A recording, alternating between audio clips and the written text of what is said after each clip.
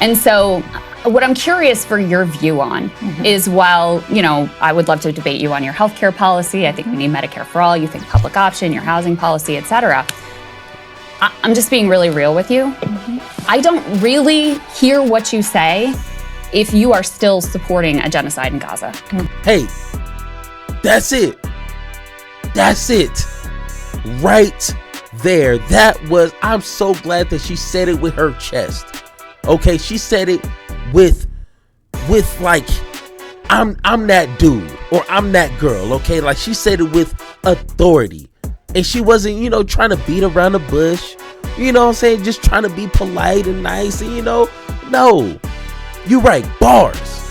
That was bars right there. She said, hey, thank you for clicking this video. Just to let you know, this is a clip from my previous live stream that I did. Just want to let you know I go live every Sunday through Thursday at 6:30 p.m. Mountain Time. And if you don't know what time that is, go ahead and Google that so you can meet me and have a conversation on my next stream. Once again, I appreciate you clicking this video. Now let's enjoy the video. So let's talk. Let's talk principles. Let's talk integrity. Let's talk consistency. Let's talk values. And let's talk standing on business. I'm talking about 10 toes deep in business. A lot of people don't know what that is. A lot of people can't experience that. And one thing that I think we fail as a whole, because, I voted for Obama, hey, don't hang me, okay? I voted for Obama when I was young. I wasn't really into politics, so don't kill me, okay? Because he was black, okay? So there's a lot of ignorant people when it comes to voting, okay? And one thing that we have to realize, which I am now, is we need politicians who know what principle, or who have principles, integrity, values, and consistent within those personalities. Okay, I don't know if that's the right word, but and we need to hold them accountable for that. And when it comes to what's going on, you have Obama collectibles. Oh, okay. Don't throw me off message here. Okay.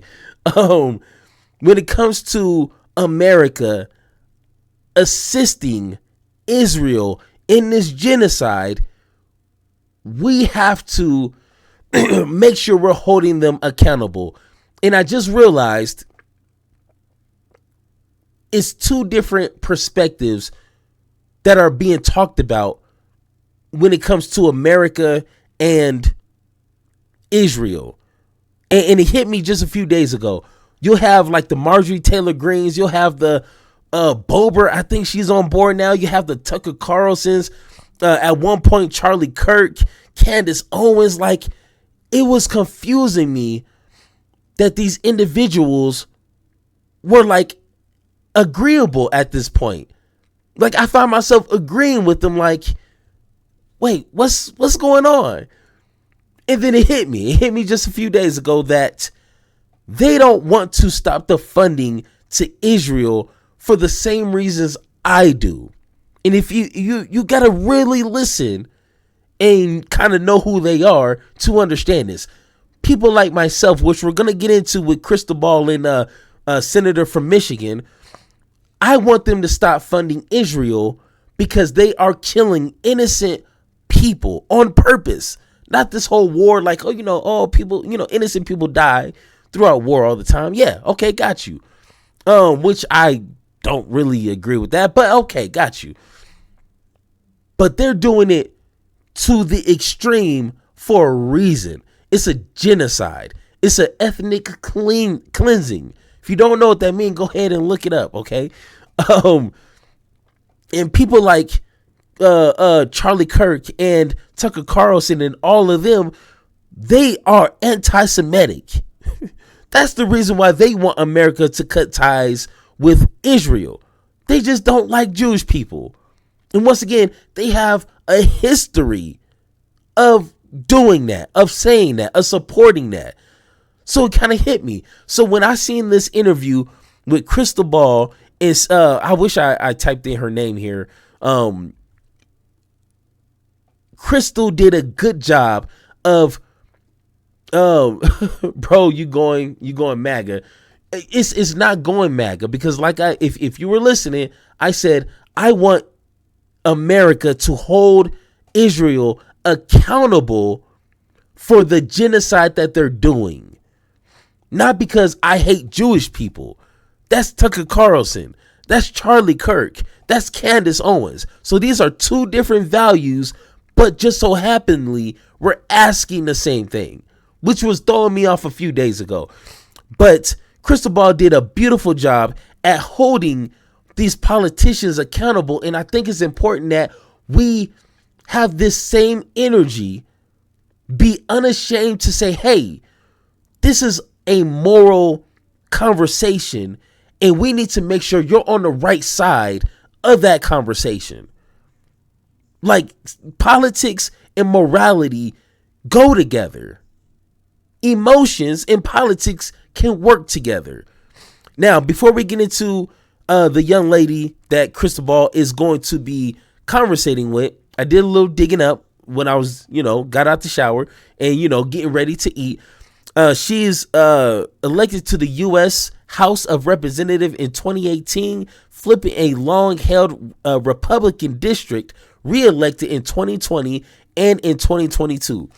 In 2024, she won a closely watched Senate race to succeed Senator Debbie, becoming Michigan's second female U.S. senator. Known as a moderate, which is important, it's important, centrist Democrat, ranked amongst the most bipartisan members in the House and later Senate. So once again, you can kind of know where this conversation is going to go, because I believe Krystal is pretty progressive. You see what I'm saying? So this conversation turns left, standing up for Jewish really quick. All right, let's go ahead and get into it. has the right to exist. Not as a Jewish state? No, as a state with equal rights. Now, this was considered very controversial when he said it, and I think the results are in at this point that he didn't. How much do you have to? Oh shoot, my bad. I wasn't even on the right screen. Hold on. Wait a minute. I'm sorry. Boom. There we go. How much do I have to pay you to do a blind play through a disco? I don't even know what you're talking about. What are you talking about, play? All right, let's go. It's very controversial when he said it, and I think the results are in at this point that he didn't win in spite of his position there. He won in part because of it, including, if you listen to Andrew Cuomo's numbers, he won a majority of Jewish voters inside of New York City. And so what I'm curious for your view on is, while, I would love to debate you on your healthcare policy, I think we need Medicare for all, you think public option, your housing policy, et cetera. I'm just being really real with you. I don't really hear what you say if you are still supporting a genocide in Gaza. Hey, that's it. That's it. Right there. I'm so glad that she said it with her chest. Okay, she said it with like, I'm that dude or I'm that girl. Okay, like she said it with authority.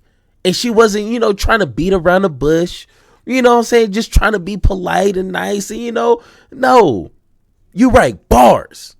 That was bars right there. She said, hey, I don't really care what you talking about. You can be talking about X, Y, and Z. That's cool. That's nice. But we need to make sure you check the first box.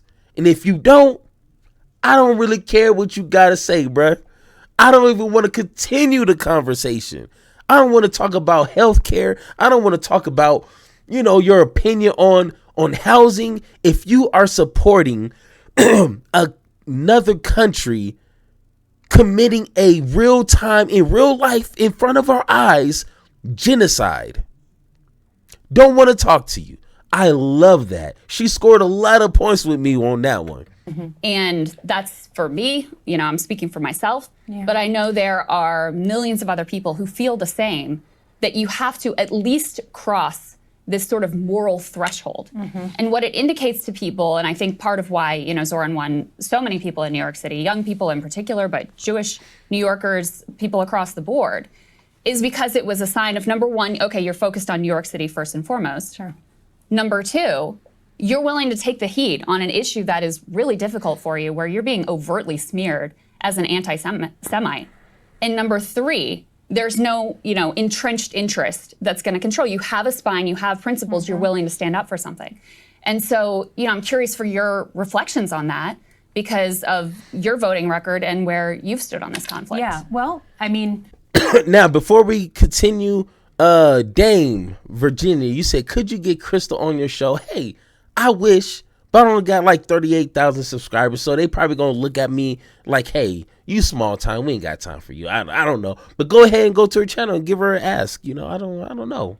I would like that. One of the proudest moments that I had in my last election, where I just won on the same ballot as Donald Trump, was that I won a majority of Jewish voters in Michigan. We have a large Jewish population. And I won Dearborn Heights, and Hamtramck, the three Muslim-dominated cities. Trump won 2 out of the 3. So I think the thing that I would push back on is the voters vote with their feet, right? We have a moment in an election where they get to decide. And there was no issue that was more difficult for me in this last, I would say 6 years, but certainly in this last election, other than this issue, because it's personal. I'm a Middle East analyst by training. And so what I tried to do and why I think I managed to win both those communities is call balls and strikes, literally up to this week, on what's going on. So let's talk a little bit more about that. But I think it's important, right? If you're going to push on me, then I think like there's one of us that's had an election and had to appeal to my voters and win. And so it doesn't surprise me at all that Mr. Mamdani won.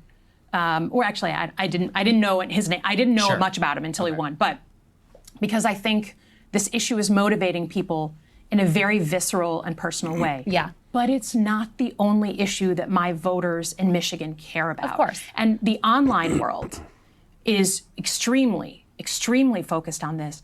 But that doesn't always represent the majority. And I think if I can push back.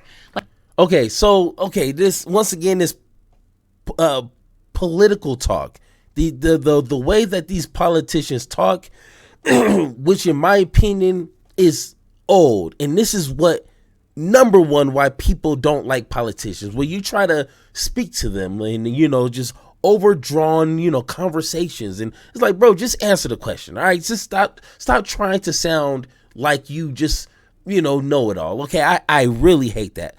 Number two,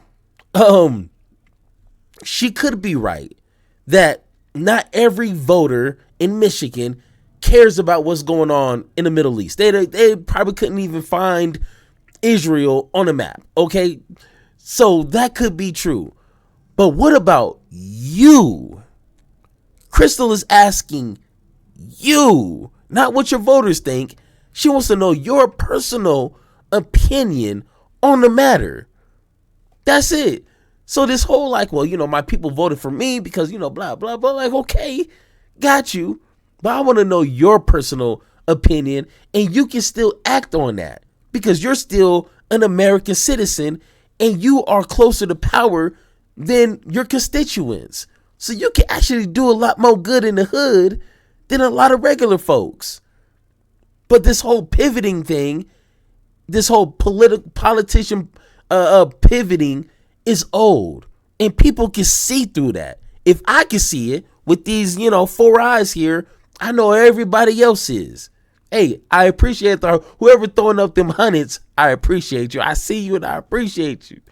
Like if we're out on the road every day in Michigan when I'm there. In some communities, that issue is the number one issue, 100%. And up till this morning, right? Like people texting my phone and talking about a plan, some of the things we're working on. But I go outside the Detroit area, it's not in the top 40. But Senator, it's not just a political issue, it's also a moral issue is what I'm trying to get to. So let's talk about those, calling them balls and strikes, if you will. So first of all, do you accept that Israel has a policy of enforced famine and starvation in the Gaza Strip? I think I literally put my name on a letter yesterday or last night that says like a policy of starvation. People are starting to starve. Oh my God, just say yes. Jesus Christ, man. You don't have to. Okay, I'm sorry. Okay, I digress. I'll let the video play. I'm just saying, damn, start with this overdrawn, just talking, like, just say yeah. Okay, next question. Yes. Okay, got you. And in general, I mean, I served in places like Ramadi and Fallujah. I watched in 2004 and 2005, Al-Qaeda terrorists drag American citizens behind a vehicle until they died, right? Like horrible, and then string them up, like a lynching. Okay. We still had a responsibility to get aid into Fallujah, despite the fact that we were fighting Al-Qaeda cells in Fallujah, and I have been clear about that. So this is a crime against humanity. Forced starvation is a crime against humanity. The occupying power has a responsibility to get aid into the war zone. Period. So by the law of war. So in addition, do you accept that the Israeli plan, as reported by Haaretz, as discussed openly by ministers like Ben-Gvir and Smotrich, as backed by the President of the United States, is forced ethnic cleansing? I think we have, as recently as yesterday, the Prime Minister of Israel talking about forced migration into certain areas and then potentially out of the country. That is not legal. That is not on any international standard since World War II. And I've been clear about that. So I would ask for a little bit of an open mind. Well, what I would ask is, listen, I'm a YouTuber. You know, I have my words, that's all I have. Yeah. But you're a United States Senator. Like you're not the president, but you have power. So what are you going to do? Because so far what we've seen, I mean, you voted for some of the aid that's been used to massacre children and innocents. You know, you have backed Israel, as far as I can tell, you know, from your voting record at almost every turn. You voted for a definition of anti-Semitism that would, you know, codify anti-Zionism as anti-Semitism. You voted as a member of the House to sanction the ICC for indicting Benjamin Netanyahu, who you just admitted is a war criminal, you know, by your own words. So are you going to join Senator Angus King, Senator Bernie Sanders in saying no more aid to this country that is committing war crimes against innocent civilians? I think Now, she did, and I think Krystal needs to give herself a little bit more credit than just saying, I'm just a YouTuber. I think that gives you a little bit more, credit to people who are watching and listening, because you are not a politician. You don't owe these people nothing and they don't owe you nothing. So you can speak from where your position is. You can speak your viewpoint with no filter, with no, being scared of people coming after you and cutting your money off. That gives you a little bit more credibility in asking these questions. So, you know, that whole I'm just a YouTuber thing, that's like 2010. Like, we need to let that go.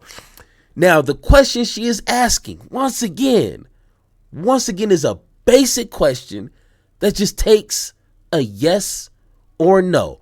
We see that Israel is overplaying their hand and they are trying to rid Gaza of Palestinian people, either through force, starvation, or just killing them. Just plain old school killing people. Are you going to stand with Bernie Sanders and the others and say, hey, we cutting funding off until you guys get your act together, holding your allies accountable? Let's see if a politician can answer this question simply. Here's a hint. Here's a spoiler. She is not. Okay, she's not. First thing, if you're asking about what to do with power, and I would offer that right now Democrats own nothing in Washington. So don't play powerless with me. Though. I'm You're a United States Senator. There are things you can do. In terms of who runs our foreign policy, I just think it's interesting, right, that there was a ton of protests when Democrats were in charge. There was a protest in Manhattan yesterday. Okay. I think it's fair to say, just to be honest, that back and forth, like the number of protests that go on now versus before. Well, they were very part of different. your political coalition. Well, not to right? mention, I mean, part- Senator fair. Slotkin, That's fair. obviously I'm here. Yeah. I was very upset over the Biden administration policy. And as you can tell, I'm very upset over the Trump administration policy. Yeah. So let's deal not in strawman, but me Okay, in but the here in and now. terms of so the tools that I have, the tools that we have in general, to me, the most important thing is a pressurized campaign to get aid into people who are starving. That to me is the number one, because that's the one is urgent and today. And that. But will you cut off aid to Israel so long as they're committing crimes against humanity? I like how she said, hey, okay, stop talking. And will you join these individuals to stop aid to Israel? Answer the question. But she's not. There is a difference between a weapon to protect a country from incoming missiles versus other type. Offensive and defensive weapons are different. So would you support offensive weapons ban? Like, would you stop any offensive aid to Israel? That certainly, to me, would be a place to look, but I'm not going to cut off a blanket next sale. A place to look? It's been 2.5 years. There's plenty of stuff to already look. You should have already been looking. Everybody else is. Where you been at? If a YouTuber has been looking, I know someone like you in your position already been looking. So what more do you need to be looking? Oh man, don't put me in front of individuals like this, bro. We're going to have to end the conversation short if you're going to sit here and play these Matrix, pretzel ballerina dance type of conversations with me. I ain't going to have it, bro. Don't waste my time. See here, man.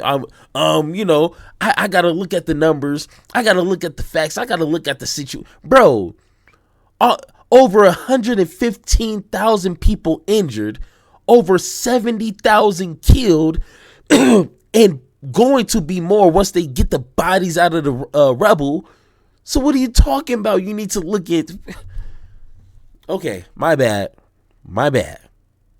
Let's continue the video. My bad.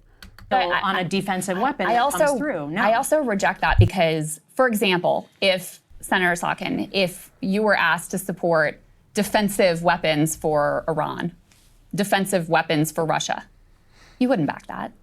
No, but Iran, but they're defensive. They're just protecting civilians, right? So how is it different? But because Israel's being shot at. So is Russia. So is Iran. Yeah. So is Russia. Ukraine's shooting at Russia right now.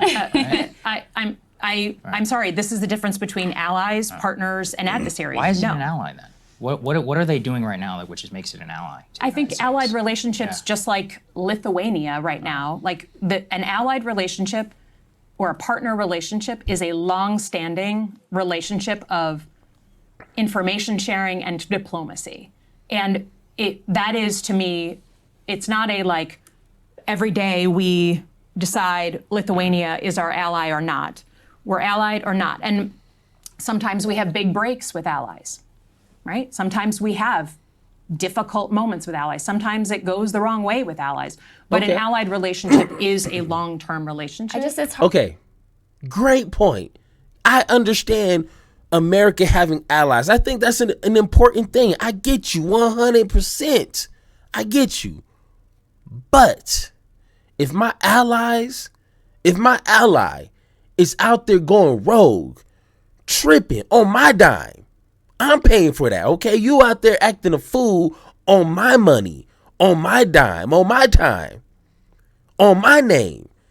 Because Israel's only acting like this because they know they have the support of America. Like the big brother, you know what I'm saying? Like the little brother out there going crazy because they know big brother's in the yard with them. And if you trip on little brother, big brother coming through. That's the only reason why Israel's acting the way they're acting. Okay, let's be honest here. Second, if my ally is tripping out, I'm going to hold them accountable. And that's a better way of saying I'm going to check them. I'm going to say, hey, what you doing? Oh, you killing? Hey, we cutting this off until you get your act together. That's what you do with your allies who's tripping out or going rogue. You don't continue to fund them, giving them what they want, while at the same time saying, please, can you stop killing these innocent people? What incentives do they have to stop? I can't find none.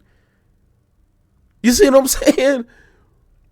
So once again, that argument doesn't work. And number 3, even if it's blocking the defensive funds, which we talked about when AOC, she voted for the defensive funds, even saying no to that will kind of hopefully get a message across. If our government said, no, we're not going to fund your defensive side of your military, maybe that might throw a little hint like, hey, now we getting a little serious here. Now we starting to notice. Now we starting to be that big brother and holding our little brother accountable. But so even that could send a message, not even just the offensive of money, military money. So I'm saying, like, that's a whack argument. That's all I'm saying. It's hard for me to understand why we should ally. Like, I'm sure you believe in, like, or claim to believe in liberal human rights. Why would we ally with a nation that is committing a genocide and live streaming it? Can I ask, literally, like this? I think about this from the mirror image way, because I do not support the things that Donald Trump is doing, right? Mm-hmm. But I'm an American. So do I want other countries to look at America and be like, we can't stand Donald Trump, so we're going to end any longstanding relationship we have with the American people. We're going to cut off any support we give them on information sharing or intelligence sharing. Like, we are not just our elected leaders. And I think that's the thing that's been lost. No, yes. Yes, I would expect if Donald Trump, which, well, let's not even entertain this, okay? Because this is probably a hop skipping away from happening. But let's say that Donald Trump was attacking Mexico because, I guess fentanyl or whatever excuse he wants to use, and killing innocent people. I would assume our allies would at least try to hold us accountable somehow, some way, or distance themselves from us. I would expect that. So once again, that doesn't mean nothing. Allies doesn't mean we have to co-sign every dumb thing that another country does. Once again, I'm all down for having allies, but responsible allies. Because once again, they're doing this on our dime, in our time, in our name. That's simple. Conversation. Mm-hmm. B'Tselem and another Israeli human rights organization joined. Hey, I appreciate that. Dame not from Virginia, but Dame Virginia. Maybe you from Virginia, but I appreciate that. The Global Consensus, Amnesty International, some 800 scholars. There was a piece from an Israeli scholar in the New York Times in saying this is a genocide. Do you accept, even Marjorie Taylor Greene yesterday came out and said it's a genocide. Do you accept that? Uh-oh. And if you do, I mean, what responsibility does a United States senator have for, this is a nation that, we send every year billions of dollars to aid that you have, voted for and supported. Like, what responsibility does a United States senator have to prevent genocide and to stop genocide that we see ongoing? We have a responsibility up till today to ensure that food is getting in. Is it so a that genocide? People don't starve. I don't know that I'd use that term, but it is violating the law. Oh my God. Why don't you use the term though? Because I think, it's, to me, do I think it's ethnic cleansing, which is what I think of in genocide? I don't know if it meets that definition. Oh my God. This is such a coward way to answer this. You needed to come to have your team try to brainstorm a better excuse than, I'm not sure if it meets all the boxes, if it checks all the boxes. What are you talking about? Do we got to go over the stats again? Honestly, I get tired of going over the stats and the killing and the destruction and all the illegal tactics that Israel is continuing to do for the past 2.5 years. And to be honest, way before October 7th, but that's a whole nother conversation.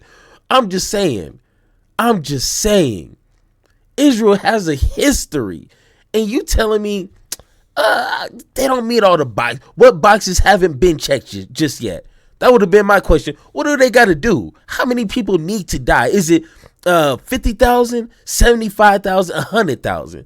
Do they need to completely destroy Gaza? Because right now it's at 75%. Like, what needs to happen for it to be like, oh, damn, it's a genocide. Oh, shit. Okay. Whoa, we're at genocide. No, that's an excuse. I'm sorry. Yeah, but didn't you say it earlier that it was ethnic cleansing? You said that they wanted to force it. I mean, this is open from the Israeli government. Like, they're saying it. Their And from Minister Trump, of National too. Security, they come out and they're like, we don't need shells. We need shells, not food. And we need to encourage migration. They're saying you're Yeah, we need shells, we need shells, not food. Damn. Bro, they made it a slogan. They made it a viral slogan, bro. They probably got t-shirts saying we need shells, not food. Man, get out of here. Oh, man, don't check all the boxes, man. You and your boxes, get out of here, okay? not going to get me to support what the Israeli government is saying right now.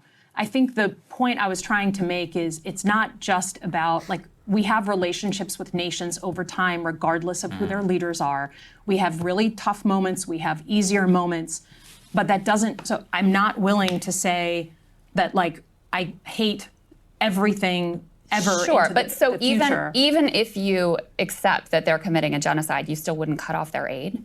I think that defensive aid and offensive aid are different things, and I think at this point, So what if they're Nazi doing Germany, every single day, if Nazi Germany said we want defensive aid, I mean, it's just you have to see where they're all weapons that are being shipped. You know, in they're another not using context, the weapons that they're using right now. I mean, to be honest, if you look at what's happening on the ground, the military part of this conflict is, for the most part, over. What they are doing, what they are doing every single day is around aid, and they are hurting people they have around the slaughtered over delivery of 1,000 aid. people who were starving people just trying to get aid. That is I not know you high, know this. That's not high intensity bombs. That's not the weapons that that we were talking about 2 years ago. It's just not. I'm sorry. Every single day, the military reports that I read, they are traditional. Like, this is a military that has a bad strategy. It is not the bombs that we were seeing 2 years ago. It's not. But it doesn't matter if they're dropping the bombs. They're still killing people. Like, as of a few days ago, still killing people, not a few months or, 4 or 5 months ago. They're still actively killing people. And if we are supporting them defensively or offensively, I'm not going to repeat what I just said, but we're still emboldening them. We're still co-signing what they're doing. And even a sense of we're supplying their defensive needs even gives them a chip on their shoulder, like, hey, we can bomb Iran, we can start all this other mess with other countries because our big brother America is going to continue to defend us. I guarantee you, if they ain't got that defense like that, I bet you they think twice about messing with other countries. I'm just saying. Maybe I'm wrong. I don't know. I've never been in war. I'm just saying, if you don't have the defenses like you want and like you need, you might think twice with messing with other countries. Maybe food for thought. I don't know. Military that has a bad strategy. The strategy is forced starvation and ethnic cleansing. That's their strategy, and they're accomplishing it very effectively with the full backing of the United States government, including, sadly, Democrats. Well, and so a couple more questions that I know you have to run. I'm curious why you condemned Rashida Tlaib for using the rally chant, from the river to the sea, something she said for her evokes equal rights. And you have not condemned Randy Fine, who said that Gazans should, quote, starve away, who floated that the Gaza Strip should be nuked, who called Ilhan Omar and Rashida Tlaib and Soran as well, called them Muslim terrorists. Where is the concern over him? I have no problem condemning Randy Fine, who I don't know. I'm sorry, I don't know who that person is. I have no problem condemning someone who talks like that. Senator, we have to ask your last question because your staff is telling us. Do you think AIPAC should register as a foreign lobby? Uh-oh. I don't know the answer to that. I think that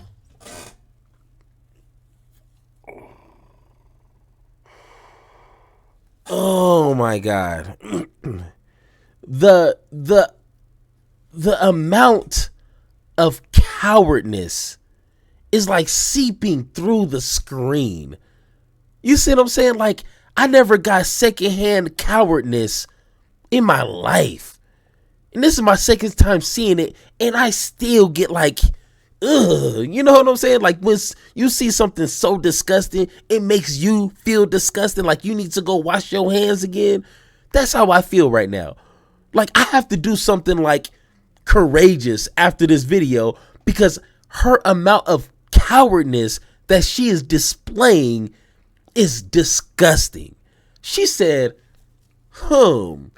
is a foreign country lobbying in America, should that be considered foreign? What do you think? Jesus Christ, it doesn't take a political scientist to understand that. Yes. The answer is yes. Every other country would be considered that. Why Israel? Man, I'm just saying, bro, come on. Jesus Christ.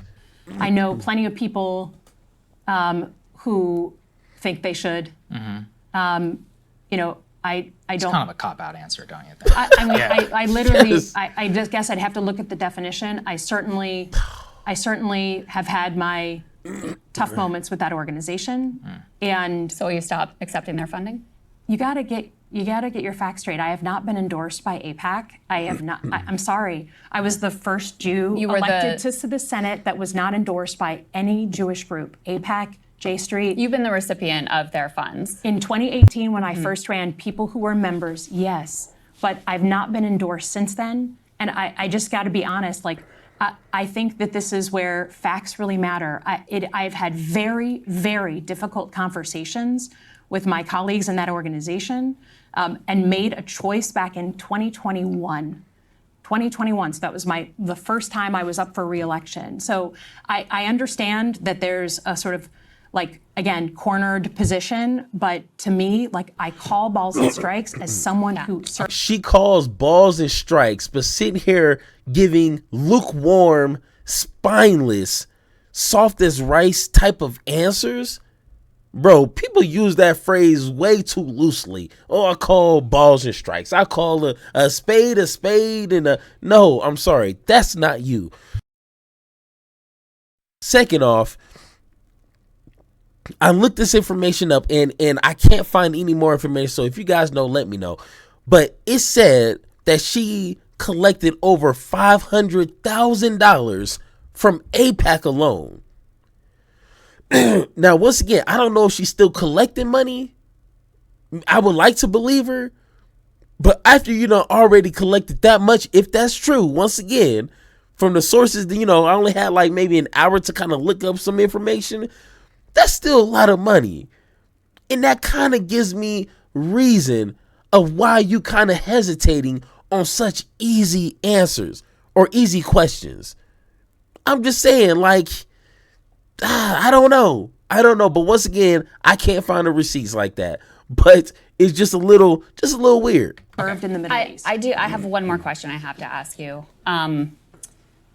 We do the show. I really do my best to try to uphold, basic human rights, Palestinian humanity, oppose the killing of innocent civilians wherever that happens.